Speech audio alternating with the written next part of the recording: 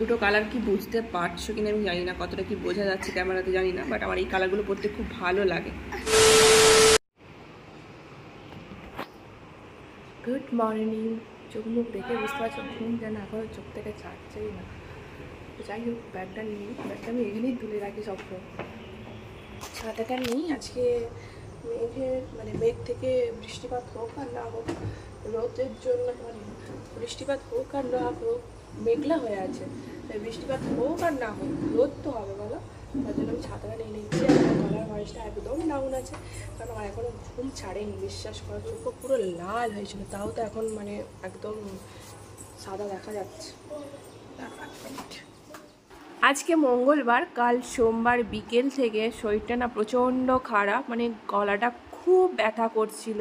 তবুও গার্গেল ফার্গেল করে কালকে রাত্রেবেলা গলা ব্যথা যদিও একটু কমেছে, বাট আজকে সকালবেলা যেন উঠতেই পারছি না, এত শরীরটা খারাপ লাগছিলো। বাট কি করব, স্কুল তো যেতেই হবে, হুটহাট করে তো আর বন্ধ করা যায় না। হ্যাঁ, খুব অসুবিধা হলে তখন তো ছুটি নিতেই হবে, বাট এটাকে আমি মনে করি সামান্য অসুবিধা, তাই স্কুল তো যেতেই হবে। তো চলো আমি যেতে থাকি আর তোমরা দেখতে থাকো। 11:54। আমার কথা শুনে হয়তো বুঝতেই পারছো, সবাই হয়তো ঘুম থেকে উঠলাম। অ্যাকচুয়ালি না, আমার শরীরটা খুবই খারাপ, জ্বর করে এসছে, গা পা পুরো ব্যথা।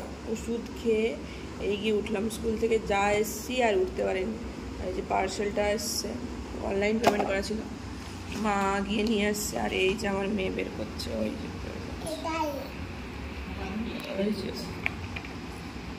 দুটো অর্ডার করা ছিল, লিপস্টিক ছিল দুটো, মিউট কালারিং দুটো কালার কি বুঝতে পারছো কিনা আমি জানি না, কতটা কি বোঝা যাচ্ছে ক্যামেরাতে জানি না, বাট আমার পরতে খুব ভালো লাগে। আর এই লিপস্টিকের এই দুটো শেড আমার বেশি শেষ হয়।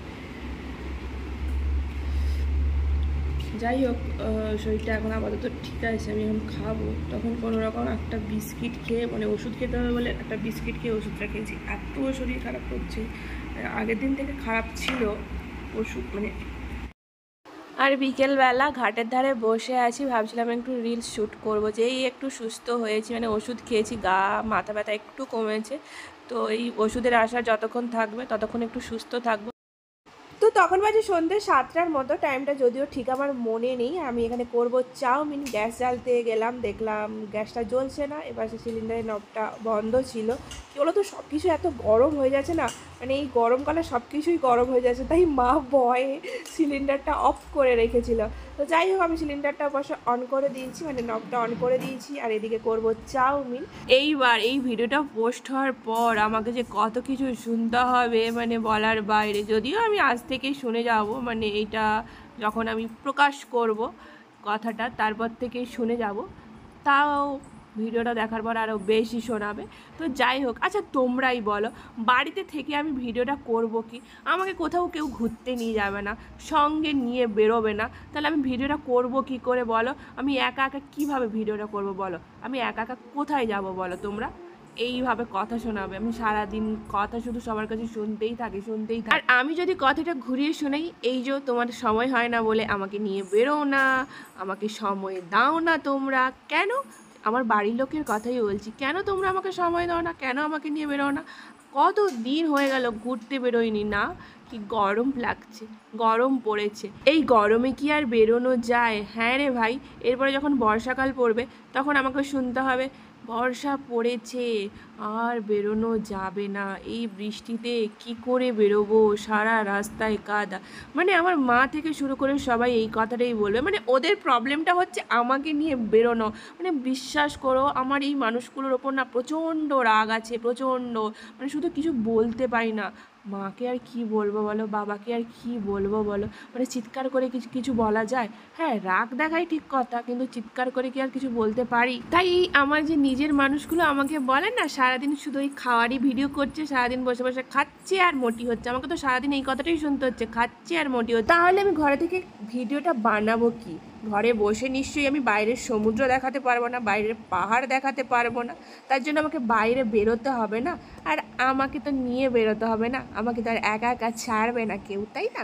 অনেক সময় ভেবেছি জানো তো, কেউ নেই তো কি হয়েছে, আমি একা একাই বেরোবো, কিন্তু ওই যে আগে সবাই হ্যাঁ বলে দেবে, হ্যাঁ হ্যাঁ একা একা চলে যা, কোনো অসুবিধা নেই, তুই তো যেখানে যাবি যা, কোনো অসুবিধা নেই। তারপর ঠিক যখন বলবো বেরোবো, তখনই সবার সমস্যা শুরু হয়ে যাবে, হ্যাঁ তুই একা একা যাবি, কি করে যাবি? তো এই হচ্ছে আমার সমস্যা, ইচ্ছে প্রচুর কিন্তু সঙ্গে নিয়ে যাবে না, আবার কথাও শোনাবে, আবার একাও ছাড়বে না, মানে করবো তো আমি, করবোটা কি? আরে ভাই নিয়ে যাবে না ঠিক আছে, একা তো ছাড়ো আমায়, না একাও ছাড়বে না, আমি কি এখনো কচি খোকা না কি যে আমাকে একা ছাড়বে না?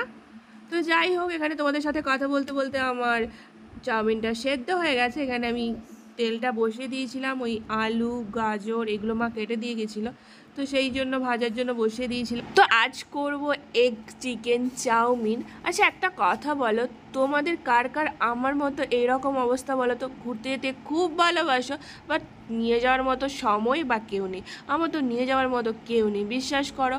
মা বাবা তো বলবে সময় হয় না, বলবে এক সময় তুই নিজে যা ঘুরে আয়, তারপরে ঠিক যখন টাইমটা হবে ঘুরতে বেরোবো বলে ভাববো, যখন আমি নিজে মনস্থির করেই নেবো যে হ্যাঁ এবার একা বেরোবো, ঠিক তখনই কাটি করবে এসে, এই পারবি না, ওই পারবি না, সেই পারবি না। আরে ছেড়ে তো দেখো, পারি কি পারি না সেটা পরের কথা, আগে তো ছেড়ে দেখো। কার কার এরকম হয় বলো তো, ঘুরতে যেতে খুব ইচ্ছে করে কিন্তু হয় নিয়ে যাওয়ার মতো কেউ থাকে না, নয়তো সময় থাকে না, হয়তো নিয়ে যাওয়ার মানুষ আছে কিন্তু তাদের সময় হয় না, এরকম বলবে তো কার কার এরকম হয়? আমার তো নিয়ে যাওয়ার মতো মানুষ, হা হা হা, সেটা তো হাসির কথা তাই না? এটা নিয়ে আর নাই বা খিল্লি ওড়ালে তোমরা কেউ, বিশ্বাস করো আমার মানে কী যে কষ্ট হচ্ছে। এই রিসেন্টলি সব কিছু ঠিকঠাক হওয়ার পরেও ক্যান্সেল হয়ে গেল, যেটাতে আমার মা আর বেটু ঘুরে এলো আমার মাসি বাড়ি থেকে, বাট আমি রেগে আর যাইনি। ওই যে বললাম না তোমাদেরকে যে কাশ্মীর যাওয়ার নাম করে আমাকে বলছে পাড়ার কাকিমার ঘর থেকে ঘুরে আয়, সেটা কি মেনে নেওয়া যায় বলো? তো যাই হোক, অবশ্য রান্না করতে করতে এদিকে চলে এসেছি, প্রচণ্ড গরম, আমি জানি না তোমাদের ওদিকে কেমন কি গরম, প্রচণ্ড গরম, আর এখানে আমার রুমের মানে যেন আগুন ছুটছে। তো যাই হোক, এই জানালাটা খুললে একটু বাতাস আসে, তো জানালাটা খুলে দিলাম, আর এই যে ফুলদানিটা জায়গায় রেখে দিলাম। আমার বেটু এইসব সরিয়েছিল, তো আমার বেটা তো মানে কী যে করছে, এখানে জিনিস ওখানে রেখে দিয়ে, আর পেপার ওয়েটটা টেবিলে ছিল সেখান থেকে নিয়ে চলে আসছে। তো আর এই যে দেখো আমার টেবিলে এই যে ছবিটা, এই ছবিটা কেমন লাগছে আমাকে? এই দিকে দেখো, তোমাদের সাথে কথা বলতে বলতে আমার চাউমিন রেডি হয়ে গেছে, ওটা আমার বেটুর জন্য আর এটা আমাদের সবার জন্য। আর এই ব্লগটার মধ্যে যদি তোমাদের কিছু একটু ভালো লেগে থাকে একটা লাইক করে দিও, যারা এখন আমার চ্যানেলটা সাবস্ক্রাইব করেন তারা সাবস্ক্রাইব করে দিয়ে পাশে থাকা বেল আইকনটি প্রেস করে দিও।